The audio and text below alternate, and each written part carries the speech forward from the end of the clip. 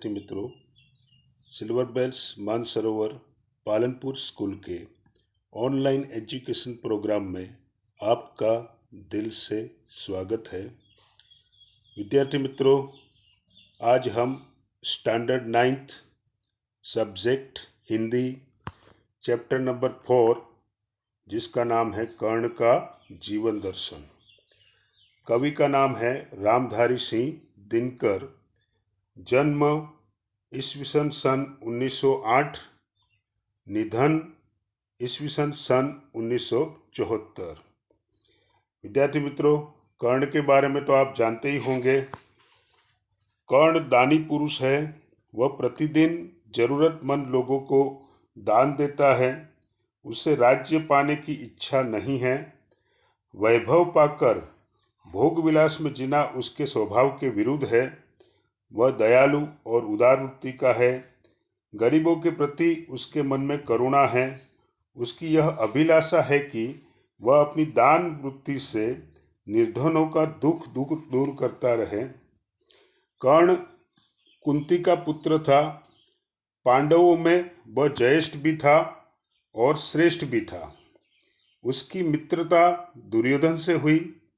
अन्याय और अपमान से भरे कर्ण के जीवन में दुर्योधन ने सदा उसका साथ दिया। कर्ण दुर्योधन के इस उपकार को कभी नहीं भूल सका। कर्ण कुशल योद्धा था। महाभारत युद्ध से पहले श्री कृष्ण ने उसे पांडवों के पक्ष में लाने का प्रयत्न किया।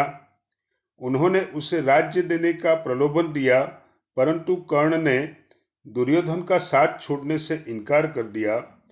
रश्मिरथी खंड काव्य से लिए गए इस अंश में कर्ण की महानता के दर्शन होते हैं। काव्य देखते हैं। वैभव विलास की चाह नहीं, अपनी कोई परवाह नहीं, बस यही चाहता हूँ केवल, दान की देव सरिता निर्मल, करतल से झरती रहे सदा, निर्धन को भरती रहे सदा। तो विद्यार्थी मित्रों, कुछ शब्दार्थ समझ लेते हैं। वैभव का मतलब होता है धन दौलत। विलास का अर्थ होता है सुखभोग, मतलब सुख। निर्मल का अर्थ होता है स्वच्छ। करतल का अर्थ होता है हथेली। तो देखते हैं फिर से। वैभव विलास की चाह नहीं, अपनी कोई परवाह नहीं, बस यही चाहता हूँ केवल, दान की देव सरिता निर्मल, करतल से झरती रहे सदा, निर्धन को भरती रहे सदा। कर्ण श्री कृष्ण से कहता है कि उसे धन दौलत और सांसारिक सुख भोगने की इच्छा नहीं है। वह अपने जीवन की परवाह नहीं करता। उसकी बस यही इच्छा है कि उसके हाथों से दान की पवित्र नदी सदा बहती रहे और निर्धनों को सुखी बनाती रहे। विद्यार्थी मित्रों, कर्ण जो था वो महान दानवीर था। उसका नाम ही दानवीर कर्ण था। तो यहाँ पर कृष्ण भगवान जो थे उसको कर्ण ने उत्तर दिया। कृष्ण भगवान की इच्छा क्या थी कि वो पांडवों के साथ मिल जाए, लेकिन कर्ण ने कहा कि नहीं, मुझे धन दौलत और सांसारिक सुख भोगने की इच्छा नहीं है। मैं अपने जीवन की कभी परवाह नहीं करता, लेकिन मैं तो दान करना चाहता हूँ। तो मेरे हाथों से दान की सरिता पवित्र नदी सदा बहती रहे और निर्धनों को, जो गरीब है, उनको मैं सुखी बनाता रहूं। तुच्छ है राज्य क्या है केशव, पाता क्या नर कर प्राप्त विभव, चिंता प्रभुत अत्यल्प हास, कुछ चाकचिक्य कुछ क्षण विलास, पर वह भी यही गवाना है, कुछ साथ नहीं ले जाना है। तुच्छ का मतलब होता है शूद्र। केशव का मतलब होगा कृष्ण। प्रभुत, प्रभुत का मतलब होता है अधिक। हास शब्द है, हास का मतलब होता है हंसी खुशी। चाकचिक्य का मतलब होता है चमक। तो देखते हैं आगे। तुच्छ है राज्य क्या है केशव, पाता क्या नर कर प्राप्त विभव, चिंता प्रभुत अत्यल्प हास, कुछ चाकचिक्य कुछ क्षण विलास, पर वह भी यही गंवाना है, कुछ साथ नहीं ले जाना है। हे केशव, जिस राज्य का आप मुझे प्रलोभन दे रहे हैं वह तो बहुत तुच्छ वस्तु है। कर्ण को राज्य की कोई अपेक्षा नहीं थी, उसको लोभ लालच नहीं था। वैभव पाकर, धन दौलत पाकर मनुष्य को क्या मिलता है? वैभव पाकर उसे सारी चिंताएं और नाम मात्र की हंसी खुशी मिलती है। थोड़ी बहुत चमक दमक और थोड़े समय के लिए सुखोपभोग मिल जाता है, पर ये सारी चीजें उसे यही छोड़ देनी पड़ती है और खाली हाथ ही यहाँ से जाना पड़ता है। तो प्रस्तुत पंक्ति में कर्ण कृष्ण भगवान को कह रहे कि मुझे राज्य की लालच ना दो। अगर कोई राज्य पाता भी है तो वो तो कुछ समय के लिए वैभव है। ये धन दौलत जो है वो कुछ समय के लिए है, बाकी तो सारी चिंताएं आती है और हंसी खुशी भी चली जाती है। तो मुझे ये नश्वर चीजें नहीं चाहिए। इंसान खाली हाथ आया था और खाली हाथ जाता है।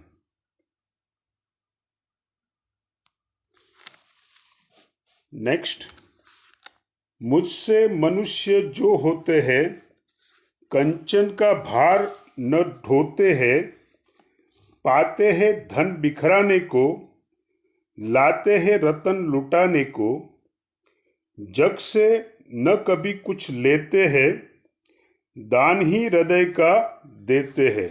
यहाँ पर रतन शब्द है, रतन मतलब रत्न। तो प्रस्तुत पंक्तियों में कर्ण श्री कृष्ण से कहता है कि हे कृष्ण, उसके जैसे मनुष्य सोने का भार नहीं ढोते। कंचन मतलब सोना, तो सोने की मुझे लालच नहीं है। सुख वैभव का जीवन नहीं बिताता। कर्ण कहता कि मुझे सुख वैभव का जीवन बिताने में कोई रस नहीं है। वे लोगों में बांटने के लिए धन की प्राप्ति करते हैं, यानी धन भी प्राप्त करते हैं। तो वो क्यों प्राप्त करते हैं? लोगों में धन को बांटने के लिए। उनकी बहुमूल्य वस्तुएं, यहाँ रतन लिखा है ना, लाते हैं रतन लुटाने को, मतलब उनकी जो बहुमूल्य वस्तुएं हैं वो लोगों में बांट देने के लिए ही होती है। वे संसार से कभी कुछ नहीं लेते, अपने हृदय का दान ही करते हैं और दुखियों पर दया करते हैं। नेक्स्ट देखते हैं। प्रसादों के कनकाब शिखर, होते कबूतरों के ही घर, महलों में गरुड़ न होता है, कंचन पर कभी न सोता है, बसता वह कहीं पहाड़ों में, सैलों की फटी दरारों में। तो प्रस्तुत पंक्तियों में देखो, प्रसाद का मतलब होता है राजमहल। शिखर, शिखर का अर्थ होता है चोटी। शिखर का अर्थ होता है चोटी। दरार मतलब तिराड़। सैल शब्द है, सैल का मतलब होता है पर्वत।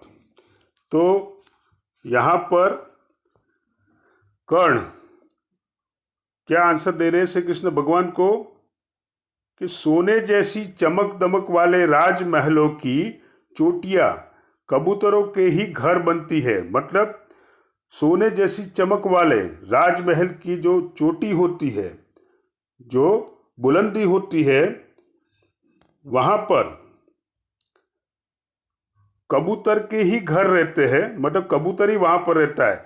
गरुड़ पक्षी, यहाँ लिखा है ना, महलों में गरुड़ न होता है। गरुड़ पक्षी का नाम आपने सुना होगा, उसको पक्षी राज गरुड़ कहते हैं। तो भगवान विष्णु का जो वाहन है वो भी कौन सा है? गरुड़ पक्षी। तो गरुड़ पक्षी कभी महल में नहीं होता, वह स्वर्णिम बिछौनों पर नहीं सोता, मतलब सोने जैसे बिछौनों पर कभी सोता नहीं है। यहाँ पर लिखा है कंचन, तो कंचन का मतलब होगा सोना, तो सोने जैसे बिछौनों पर नहीं सोता है। बसता वह कहीं पहाड़ों में, मतलब वो जो गरुड़ पक्षी है वो तो पहाड़ों में बसता है। सैलों की फटी दरारों में, मतलब पहाड़ों की जो फटी दरारें है, फटी जो तिराड़ है वही उसका घर बनती है। तो प्रस्तुत पंक्तियों में कर्ण अपने आप का कंपैरिजन किसके साथ करता है? एक गरुड़ पक्षीराज गरुड़ के साथ। नेक्स्ट देखते हैं। होकर सुख समृद्धि सुख के अधीन मानव होता नित तप क्षीण, सत्ता किरीट मणिमय आसन करते मनुष्य का तेज हरण। नर विभु है तू ललचाता है, पर वही मनुष्य को खाता है। तो यहाँ पर तपह क्षीण शब्द लिखा है। तपह क्षीण का मतलब है प्रभावहीन। सत्ता का मतलब होगा राजपाट। किरीट का मतलब होता है मुकुट, और मणिमय आसन मतलब मणियों से युक्त आसन। तो प्रस्तुत पंक्तियां देखते हैं। धन दौलत के सुख का गुलाम बनकर मनुष्य अपना तप तेज खो देता है। होकर समृद्धि सुख के अधीन मानव होता नित तप क्षीण, मतलब धन दौलत के सुख का गुलाम बनकर मनुष्य अपना तप तेज खो देता है। सत्ता मतलब राजपद, किरीट मतलब मुकुट, जो राजा मुकुट पहनते वो, और मणिमय आसन मतलब मणियों से जड़े हुए सिंहासन करते मनुष्य का तेज हरण, मतलब वो मनुष्य के तेज को हर लेते, उसे प्रभावहीन बनाते हैं। नर विभव हेतु ललचाता है, यानी मनुष्य विभव मतलब धन संपत्ति, तो मनुष्य धन संपत्ति पाने के लिए ललचाता है, पर वही मनुष्य को खाता है, पर यही धन संपत्ति उसे नष्ट कर देती है। नेक्स्ट देखते हैं। चांदनी पुष्प छाया में पल, नर गल बने सुमधुर कोमल, पर अमृत कलेश को पिए बिना, आतप अंधेड़ में जिए बिना, वह पुरुष नहीं कहला सकता, विघ्नों को नहीं हिला सकता। तो प्रस्तुत पंक्तियों में कर्ण संघर्ष करने की बात कर रहे हैं। चांदनी और पुष्पों की छाया में, इसका मतलब होगा अत्यंत सुख सुविधा में। नर गल बने सुमधुर कोमल, मनुष्य सुंदर और कोमल भले बन जाता है, पर अमृत कलेश का पिए बिना, परंतु कष्टों का अमृत पिए बिना, आतप का मतलब होता है धूप, और अंधड़ का मतलब होता है आंधी। तो धूप और आंधी सहे बिना वह पुरुष नहीं कहला सकता, मतलब वो पराक्रमी पुरुष नहीं बन सकता, और वो विघ्नों को पार नहीं कर सकता। इसका मतलब कर्ण ये मानता है कि जीवन एक संघर्ष है। जो इंसान संघर्ष करता है वही इंसान विघ्नों को पार कर सकता है और अपने जीवन को सफल बना सकता है। नेक्स्ट देखते हैं। उड़ते जो झंझावातों में, पीते जो वारी प्रपातों में, सारा आकाश अयन जिनका, विषघर भुजंग भोजन जिनका, वे ही फणिबंद छुड़ाते हैं, धरती का हृदय जुड़ाते हैं। तो प्रपात का मतलब होता है झरना, अयन का मतलब होता है घर, फणिबंद का मतलब होता है नागपाश, भुजंग का मतलब होता है सांप। उड़ते जो झंझावातों में, जो आंधी तूफान में उड़ते हैं, पीते जो वारी प्रपातों में, प्रपात माने झरना, तो जो झरने का पानी पीते हैं। सारा आकाश अयन जिनका, सारा आकाश जिनका घर है। विषघर भुजंग भोजन जिनका, विषघर भुजंग, भुजंग माने सांप, तो विषैले सांप ही जिनका भोजन है। वे ही फणिबंध छुड़ाते हैं, यानी वे ही नागपाश से या सांप के बंधन से छुड़ाते हैं। यानी यहाँ पर कौन? गरुड़, गरुड़ जैसे पक्षी। धरती का हृदय जुड़ाते हैं और धरती को हृदय की शीतलता देते हैं। फिर से देखते हैं, उड़ते जो झंझावातों में, जो आंधी तूफान में उड़ते हैं। पीते जो वारी प्रपातों में, जो झरने का पानी पीते हैं। सारा आकाश अयन जिनका, सारा आकाश जिनका घर है। विषघर भुजंग भोजन जिनका, विषैले सांप ही जिनका भोजन है। ऐसे गरुड़ पक्षी वे ही फणिबंध छुड़ाते हैं, ऐसे गरुड़ ही सांप के बंधन से छुटकारा दिलाते हैं और धरती का हृदय जुड़ाते हैं और धरती के हृदय को शीतलता देते हैं। मैं गरुड़ कृष्ण, मैं पक्षीराज, सिर पर न चाहिए मुझे ताज। दुर्योधन पर है विपद घोर, सकता न किसी विष उसे छोड़। रणखेत पाटना है मुझको, अहिपास काटना है मुझको। यहाँ कर्ण कृष्ण भगवान को कहते हैं कि मैं पक्षीराज गरुड़ हूं, मुझे ताज मतलब मुकुट चाहिए नहीं। यहाँ विपद लिखा है, विपद का मतलब होगा मुश्किली, और घोर का मतलब होता है भयंकर। रणखेत शब्द है, उसका अर्थ होगा युद्ध का मैदान, और अहिपास का मतलब होता है नागपाश। मैं गरुड़ कृष्ण, मैं पक्षीराज, सिर पर न चाहिए मुझे ताज। यहाँ कृष्ण भगवान से कहते हैं, हे कृष्ण, मैं ऐसा ही गरुड़ पक्षी हूँ, मुझे सिर पर मुकुट नहीं चाहिए। दुर्योधन पर है विपद घोर, इस समय दुर्योधन भयंकर विपत्ति में फंसा हुआ है। सकता न किसी विष उसे छोड़, यानी वो मेरा मित्र है, मैं उसे किसी भी तरह छोड़ नहीं सकता। रणखेत पाटना है मुझको, मुझे तो युद्ध क्षेत्र में उतरना है। अहिपास काटना है मुझको, मुझे दुर्योधन के नागपाश को काटना है। फिर से पोएम देखते हैं।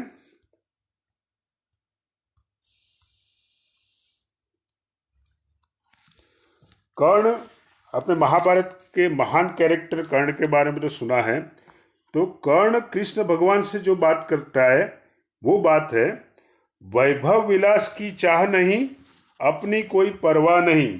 हे श्री कृष्ण, मुझे धन दौलत और सांसारिक सुख भोगने की इच्छा नहीं है, बस यही चाहता हूं केवल दान की देव सरिता निर्मल। आपको पता है कर्ण जो था वो महान दानेश्वरी था। वो कहता है मेरी तो केवल एक ही इच्छा है कि दान की सरिता मतलब दान की पवित्र नदी, निर्मल माने पवित्र, दान की पवित्र नदी करतल से झरती रहे सदा, मेरे हाथ से सदा बहती रहे। निर्धन को भरती रहे सदा, यानी जो गरीब है उसको सुखी बनाती रहे। तुच्छ है राज्य क्या है केशव, हे कृष्ण तुम मुझे राज्य की लालच दे रहे हो, लेकिन वो तो तुच्छ है।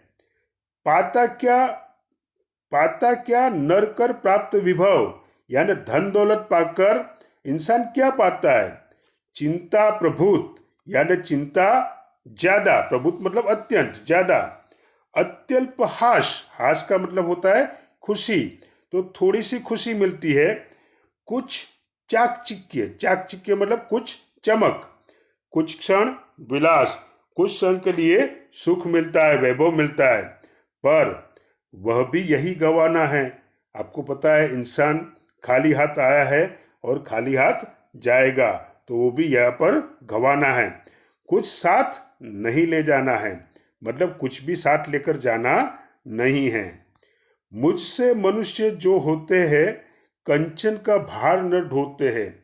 मेरे जैसे जो मनुष्य होते हैं कंचन, कंचन माने सोना, वो सोने की लालच में पड़ते नहीं हैं। पाते हैं धन बिखराने को, लाते हैं रतन लुटाने को। वो अगर धन भी प्राप्त करते हैं तो वो धन लुटाने के लिए, मतलब बिखराने के लिए, मतलब दान करने के लिए धन को पाते हैं। रतन को लुटाने मतलब रत्न जो है उनके पास, जो बहुमूल्य रत्न है वो गरीबों में लुटा देते हैं। जग से न कभी कुछ लेते हैं। कर्ण जैसे व्यक्ति होते हैं वो जग से कुछ भी लेते नहीं हैं। दान ही हृदय का देते हैं, मतलब वो अपने हृदय का दान देते हैं, दुनिया से कुछ भी लेते नहीं हैं। प्रसादों के कनकाब शिखर, होते कबूतरों के ही घर। प्रसाद माने राजमहल, शिखर माने चोटी, कनकाब माने सोने जैसा। तो सोने जैसे शिखर जो है, राजमहल के सोने जैसे शिखर, वो कबूतर के ही घर होते हैं। यहाँ पर कर्ण अपने आप को गरुड़ पक्षी के साथ कंपैरिजन करता है। महलों में गरुड़ न होता है, यानी जो गरुड़ पक्षी है वो महलों में नहीं रहता है। कंचन पर कभी न सोता है, यानी सोने जैसे बिछौनों पर वो कभी सोता नहीं है। बसता वह कहीं पहाड़ों में, जो गरुड़ पक्षी है वो पहाड़ों में रहता है। सैलों की फटी दरारों में, यानी सैल माने पहाड़, तो पर्वत की जो फटी दरार है, जो फटी तिराड़ है, वही उसका घर होता है। यानी जो गरुड़ पक्षी होता है वो पक्षीराज ऐसे ही बना नहीं है, वैसे ही मैं हूं। नेक्स्ट देखते हैं। होकर सुख समृद्धि के अधीन, मानव होता नित तपः क्षीण। तो तपः क्षीण, तो उसका मतलब क्या होगा? शक्ति कम हो जाना, प्रभावहीन हो जाना। तो धन दौलत के सुख का गुलाम बनकर मनुष्य अपना तप तेज खो देता है। सत्ता, सत्ता माने राजसत्ता, राजपद। किरीट माने मुकुट। मणिमय आसन मतलब मणियों से जड़े हुए सिंहासन। तो किसी व्यक्ति को राजपद मिल जाए, मुकुट मिल जाए, मणियों से जड़े हुए सिंहासन, मनुष्य को क्या करते हैं?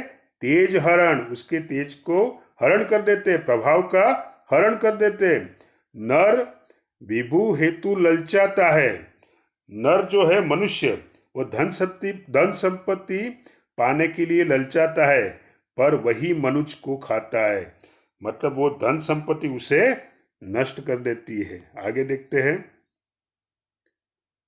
चांदनी पुष्प छाया में पल, नर गले बने सुमधुर कोमल, पर अमृत कलेश को पिए बिना, आतप अंधड़ में जिए बिना, वह पुरुष नहीं कहला सकता, विघ्नों को नहीं हिला सकता। यहाँ पर कर्ण ने जीवन एक संघर्ष की बात की है। तो जो इंसान चांदनी और फूलों की छाया, मतलब अत्यंत सुख सुविधा में पलकर मनुष्य भले ही सुंदर और कोमल तो बन जाए, पर अमृत कलेश का पिए बिना, परंतु कष्टों का अमृत पिए बिना, आतप यानी धूप और अंधड़ माने आंधी, धूप और आंधी को सहे बिना वो पराक्रमी पुरुष नहीं बन सकता और विघ्नों को पार नहीं कर सकता। उठते जो झंझावातों में, पीते जो वारी प्रपातों में, सारा आकाश अयन जिनका, विषगर भुजंग भोजन जिनका, वे ही फड़ी बंद छुड़ाते हैं, धरती का हृदय जुड़ाते हैं। तो प्रपात का मतलब होगा झरना, अयन का मतलब होता है घर, फणिबंद का मतलब होता है नागपाश मतलब नाग का बंधन, भुजंग का मतलब होता है सांप। उड़ते जो झंझावातों में, जो आंधी तूफान में उड़ते हैं, यहाँ पर गरुड़ पक्षी की बात की गई। तो क्योंकि कर्ण अपने आप को गरुड़ पक्षी के साथ कंपैरिजन कर रहा है। उड़ते जो झंझावातों में, जो आंधी तूफान में उड़ते हैं, पीते जो वारी प्रपातों में, जो प्रपात माने झरने का पानी पीते हैं, सारा आकाश अयन जिनका, यानी सारा आकाश जिनका घर है, विषैले विषगर भुजंग भोजन जिनका, यानी विषैले सांप ही जिनका भोजन है, वे ही गरुड़ पक्षी, वे ही फणिबंध छुड़ाते हैं, यानी ऐसे गरुड़ पक्षी सांप के बंधन से छुटकारा दिलाते हैं, धरती का हृदय जुड़ाते हैं, मतलब धरती के हृदय को शीतलता देते हैं। हे कृष्ण, मैं गरुड़ कृष्ण, मैं पक्षीराज, सिर पर न चाहिए मुझे ताज। हे कृष्ण, मैं ऐसा ही गरुड़ पक्षी हूं, मुझे अपने सिर पर मुकुट नहीं चाहिए। दुर्योधन पर है विपद घोर, इस समय दुर्योधन भयंकर विपत्ति में फंसा हुआ है। सकता न किसी भी उसे छोड़, यानी वो मेरा परम मित्र है, मैं उसे किसी भी तरह छोड़ नहीं सकता। रणखेत पाटना है मुझको, रणखेत मतलब युद्ध का मैदान, तो मुझे तो युद्ध क्षेत्र में, युद्ध के मैदान में उतरना है। अहीपास काटना है मुझको, अहीपास मतलब नागपास, नाग का बंधन, दुर्योधन को नागपास, दुर्योधन के नागपास को काटना है, दुर्योधन को मुक्त करना है। यहाँ पर कर्ण किसी भी हालत में अपने मित्र दुर्योधन को छोड़ना नहीं चाहता। विद्यार्थी मित्रों, कुछ शब्दार्थ दिए हैं, देखते हैं। वैभव धन दौलत, विलास मतलब सुखोपभोग मतलब सुख, चाह इच्छा अभिलाषा, परवाह मतलब चिंता व्यग्रता, निर्मल पवित्र शुद्ध, करतल हथेली, निर्धन धन रहित कंगाल दरिद्र गरीब। विभव का अर्थ होगा धन संपत्ति ऐश्वर्य। प्रभुत तो अधिक ज्यादा प्रचुर। अत्यल्प का मतलब होता है बहुत थोड़ा। हाश, हाश का मतलब यहाँ पर गलत लिखा है, हास का मतलब होता है हास्य खुशी, यहाँ पे लिखा है निंदा उपहास लिखा है, बराबर, तो हंसी खुशी। चाकचिक्य चमक चकाचौंध, कंचन सुवर्ण सोना। प्रासाद देवताओं या राजाओं का घर यानी राजमहल। कनकब स्वर्णिम आभा वाले, सोने जैसी आभा वाले। शैल पर्वत पहाड़ चट्टान। दरार दरज चीर फूट तिराड़। तपह क्षीण निर्बल। किरीट का मतलब होता है मुकुट। तेज तो प्रभाव, तेज का मतलब प्रभाव कांति। चैतन्यात्मक ज्योति चमक। कोमल मृदुल सुकुमार। कलेश का मतलब होगा दुख कष्ट वेदना। अमृत का मतलब है मुक्ति। आतप धूप उष्णता गर्मी।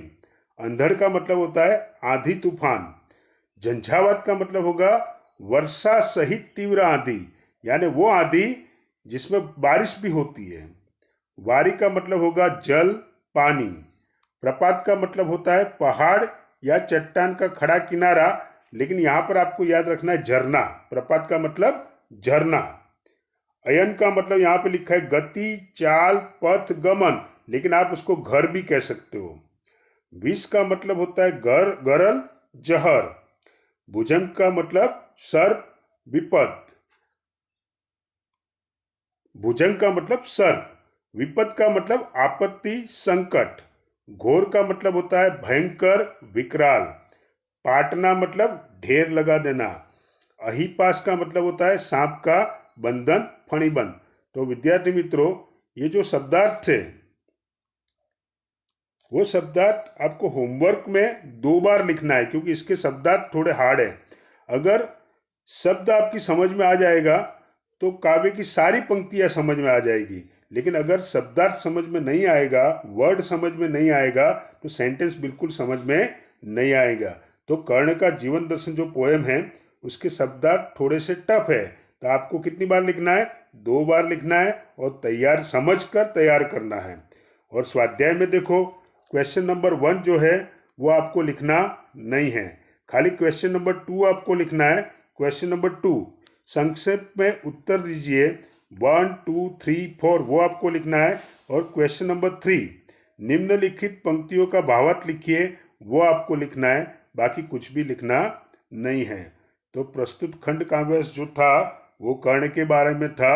और आपको पता है पांडवों में कर्ण सबसे आगे था, वो दानवीर कर्ण था। कर्ण के साथ आपने महाभारत पढ़ी हो या फिर महाभारत सीरियल देखी हो तो आपको पता है धनुर्विद्या में अर्जुन नंबर 1 पर था ऐसा कहा जाता है, लेकिन रियल में कर्ण जो था वो भी नंबर 1 था। लेकिन कर्ण के साथ अन्याय बहुत होता है। कर्ण में सद्गुण भी बहुत है। वो दानवीर कर्ण कहलाता है, वो पराक्रमी होता है। तो यहाँ पर कर्ण को हाईलाइट किया गया है। कर्ण अपने आप को गरुड़ पक्षी के साथ कंपैरिजन करता है और दुर्योधन के साथ उसने दोस्ती मरते दम तक निभाई। तो विद्यार्थी मित्रों, मैं आशा करता हूँ, विश्वास करता हूँ पोएम नंबर 4 कर्ण का जीवन दर्शन आपको अच्छी तरह से समझ में आया होगा। थैंक यू, आभार, धन्यवाद।